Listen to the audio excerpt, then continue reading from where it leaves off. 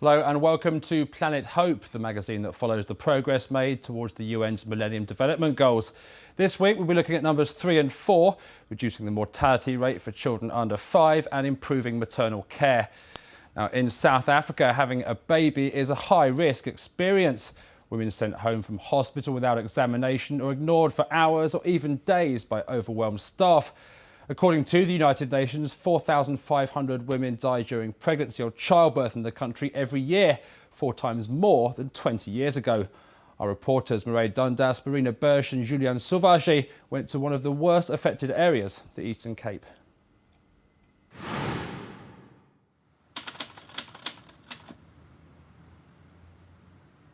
The care I received at that hospital was pathetic.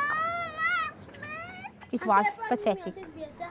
Today, Aline has 3 children. She should have 4. Classified as a high-risk patient, she waited 4 hours before an emergency caesarean. A court found a theatre was available when she first arrived.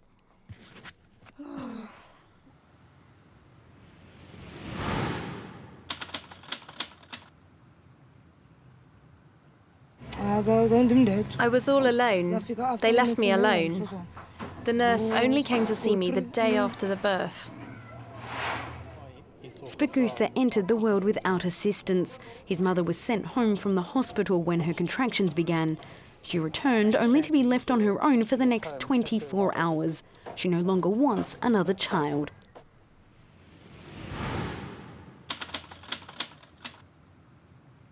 We take me like a dog because a dog is more careful with a child. You see? I was lying there and he was don't care. Heidi was bleeding for hours at this hospital before her husband Norman threatened to call the police.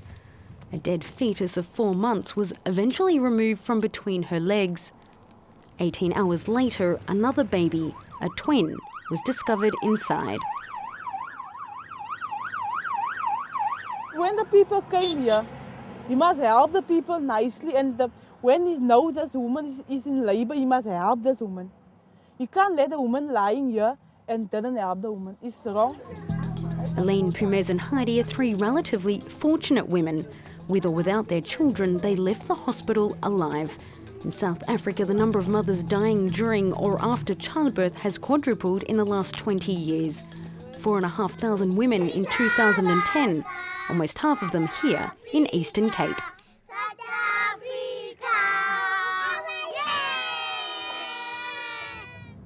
This is Doornginza, the largest state hospital in the district, a hospital fighting to rise above its reputation.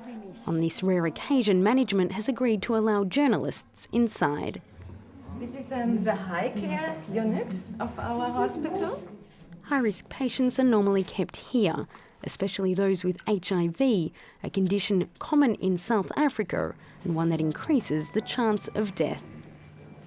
Here we can give them the necessary care they need until they are completely stabilized and finish their treatment under continuous surveillance and supervision. And we could prove this unit reduced maternal mortality. One level below, the general maternity ward, occupied day and night. The number of births within these walls is staggering, more than 700 each month, 3 in the only hour we're there.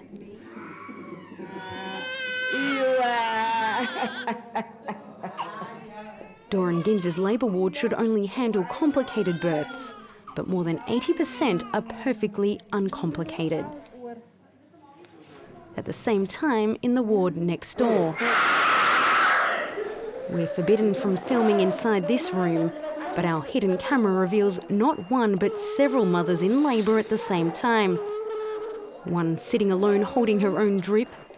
In that same room, another patient described as uncooperative is causing problems for the nurses. Her mother is called in.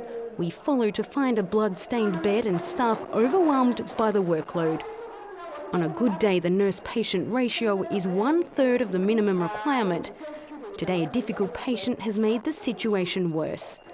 Afterwards, we asked the midwife to explain what took place. That one that was, I was saying, she's uncooperative. We ended up even phoning the mother to come in so that she's a witness, so that at the end of the day, they are not putting a blame to Dorangin that would say this is nurses, they are not performing right. At the end of the day, they must know that patients as well, they are giving us problems.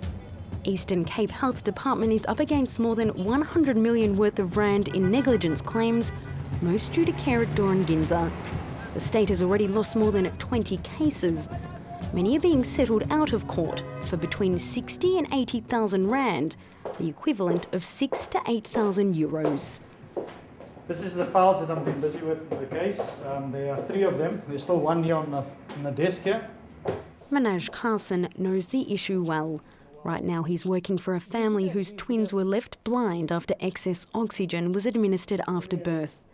The lawyer says the problem is certainly not a political one. In this instance, as far as Doranginza is concerned, whether you're white or black, it wouldn't have affected the matter. Not at all, no. No, I just think it's the mindset of the staff as to how they're dealing with the patient at the time. I think if their mindset would change, I think today you probably have a better hospital run by better staff. Helise turned 6 in December. She was born severely handicapped, a result of fetal distress during birth. Her mother Elise was transferred to Doranginza for a caesarean, but was left waiting for 12 hours, long enough to mean her daughter will now be fed through a tube for life. The state offered nearly 2 million rand when the family took them to court, an offer the Slabbers accepted. When this happened to Elise, I said to my husband, something must be done. They will just keep on going and keep on going and keep on going until someone has to be responsible. But you know, the thing is, nobody wants to take responsibility because all they can say is, not my responsibility, I didn't have this, I didn't have that. Everyone works together to just sweep it under the carpet. Helise is now treated at Green Acres, Port Elizabeth's private hospital. This is the maternity ward. A birth here comes with a cost of several thousand euros. It's a baby that was born that's weighing 600 grams. That's been here for about 4 weeks already. The mother had terrible high blood pressure and had to remove the baby. A baby of this size would have had little chance of surviving in the public hospital. Those weighing less than 1 kilogram are not always kept alive. Of course, patients can die at Green Acres, but so far there's been only 1 maternal death in 10 years. This new mother tells us why she chose the private system. Because I have a medical aid, you see. And then, you know, they have special treatment one here than public hospitals. You can press the bell, no one's coming. Here, you don't even take a minute. Just press a bell and then they come. There's no bell here, but the South African government has still called on this man to help. Dr. Siva Pillay says he's acted swiftly in just 20 months. I have dismissed, fired, or people have resigned more than 900 people so far. Every maternal mortality now is investigated. Now we moved away from mortality, we're in fact investigating all morbidity also.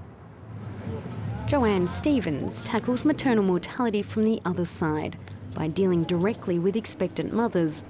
A project known as Mama is harnessing the popularity of mobile phones, putting health information in the palm of women's hands. In South Africa, there are more SIM cards than people. So we know that more people are owning and using mobile phones than watching TV, than listening to the radio. And as I said, it's just incredibly targeted and personalized in a way that we've never been able to make health information before. Tsitsi Chukuku is just the kind of woman who would benefit most from this project. The 25-year-old from Zimbabwe has many questions about her impending birth, many of these still unanswered. Hi there. Hello. I'm Joanne. Nice to meet you. Nice to meet you too. I'm Titi. Hi, Titi. How far along are you now? 8 months. 8 months? Yeah. And this is your first baby, or you have a baby at home? No, it's the first baby. Yeah. Are there ever questions that are perhaps a bit private or something that you feel shy to ask? And sometimes it scares me how can a baby come out down there. Sometimes I wanted to ask that, but sometimes I'm very shy to ask other people how it goes. How can a baby come out in such a big, with a big head like that. Do you have a mobile phone? Yes. And can we see your phone? The system is still experimental, but once it's launched, these are the types of messages that mothers could receive for free. Sometimes if your baby is crying. There we go. So this says, congratulations on your new baby. Don't worry if you feel scared. It's normal around 3 days after birth to feel like crying a lot. Does that sound like something that might be? It's very nice. Yeah? It's very nice. I will love that. Tsitsi planned on giving birth at this local hospital, but a complicated labour meant she was transferred to Dorenginza for an emergency caesarean. Fortunately today the mother and her baby girl are both doing fine. That's it for this edition of Planet Hope. Thanks so much for watching. More news coming up shortly here on France 24. Do stay tuned.